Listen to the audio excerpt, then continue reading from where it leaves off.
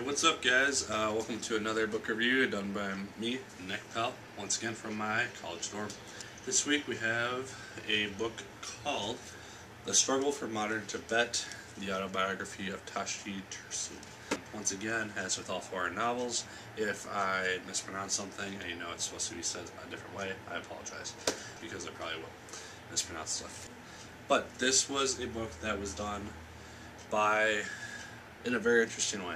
The main character, Tashi, he came to America once when he was a college student, and he met up with some friends of his, ended up going back to Tibet and China at a later time. And then later in his life, closer to now, he met up with those friends again, and he was able to tell his story, and then his friend talked about it in a autobiography. So yeah, that's kind of the background of this. He did not write it himself, he talked it and then someone wrote it. So yeah, let's begin. First up is the characters, and I only talked about one character in here just because all the other ones are involved, but they don't have a huge significance in the book, in my opinion. So the main character, like I said, Tashi Tsering, and he's the book's main character, and he is from Tibet. He is from a small village in Tibet called Guchak, and that is where the story starts, and that is what I will get to now with the plot. The story deals, like I said, with Tashi, and it goes up to his life to tell about the mid-1990s, because that's about when the book came out. And I believe he is still alive right now. So, like I said, the book starts out in this village called Guchak. The story deals with Tashi's ambition to become more educated and literate in general, just because the people in his village are most of them are illiterate, and he just doesn't want that lifestyle.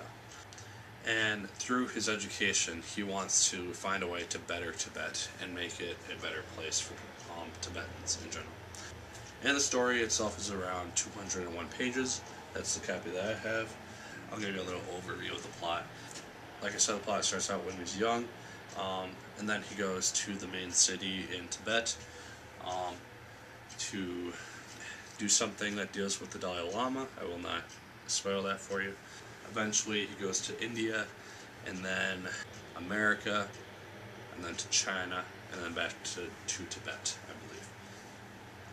And that's the main spots that we see him in.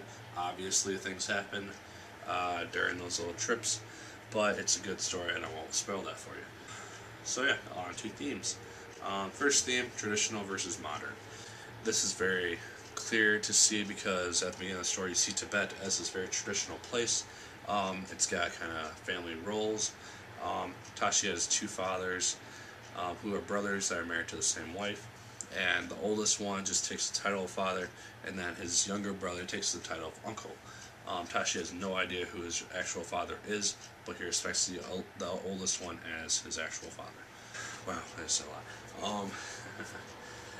And then later in the book, as China comes into Tibet, as is known, I guess if you know history at all, in Asia, things change, and Tashi hopes that with the Chinese more modern lifestyles, Tibet will become more modern. Obviously that does not happen because Tibet is very communist at the time, so they kind of impose their communist ideals. I'm not saying against communism, I'm not saying for it, I'm just saying that the Chinese weren't the ideal communists that Marx thought of.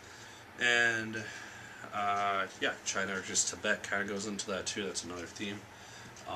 Keep in mind, I always just kind of whip out these themes after I finish a book, because there's so many. You can find more, I'm sure, after you read it. But these are the three that stuck out to me.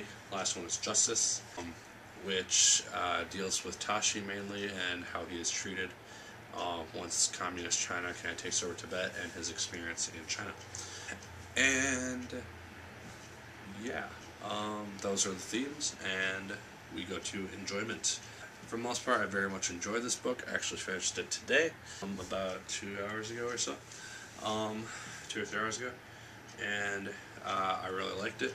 I liked the ending because it kind of shows that all of Tashi's efforts were at the end kind of worth something. There were, however, some points in the book, I don't remember exactly where, but there were some parts where I was kind of bored with it, but I kept going, and it does pick up at some point. Tashi's life as a Tibetan and the experiences that he goes through are very interesting and unique compared to pretty much every other non-significant person in Tibetan history and Chinese history. So that's the main reason I think why his story is kind of captured in a autobiography form. So yeah, I would recommend this book if you enjoy books on history, specifically Asian history, China or Tibetan culture, or books which are about a way to change a way of life. So yeah, that is my review. Like, favorite, comment, and subscribe if you so choose. I'm sorry that this was so short, but this is the second to the last book in my second semester of college series. It started with Palace Walk, and it will end with 6 Degrees of Separation. So, yeah. Until next time, my name is Nick Pell, and as always, keep on reading.